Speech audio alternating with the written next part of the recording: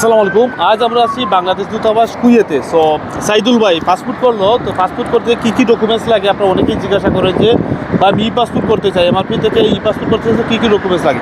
সাইদুল ভাই পাসপোর্ট করছেন, so finger টিঙ্গার তো করে আসেন তাই না? সব কিছু ঠিকঠাক হয়েছে? হ্যাঁ, সব ঠিকঠাক হয়েছে।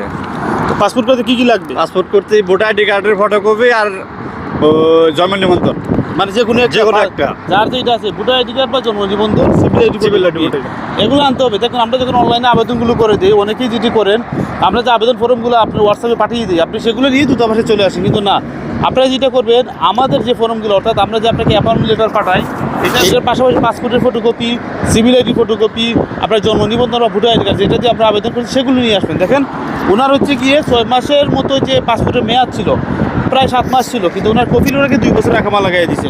তো তারপরে উনি করছে কি, ওনার পাসপোর্টটা উনি করে বলছে বাংলাদেশ এম্বাসিতে আইসা, মানে কুয়েতে।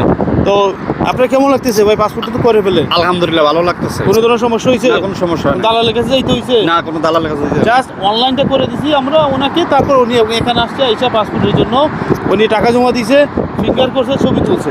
তো আপনারা যারা আসলে পাসপোর্ট করতে চান আপনারা করবেন কি, আপনাদের পাসপোর্টের ফটোকপির সাথে অবশ্যই যেন জন্ম নিবন্ধন বা ভোটার আইডি কার্ডের বিল থাকে, এগুলো নিয়েই তারপর আবেদন করবেন। আর যারা আবেদন করতে চান আমাদের সঙ্গে যোগাযোগ করলে কিন্তু স্ক্রিনে দেওয়া নাম্বারে আমরা আপনার আবেদনগুলো করে দিব। তো ভালো থাকুন সবাই, ভিডিওটি বেশি বেশি করে শেয়ার করে দেবেন। আসসালামু আলাইকুম।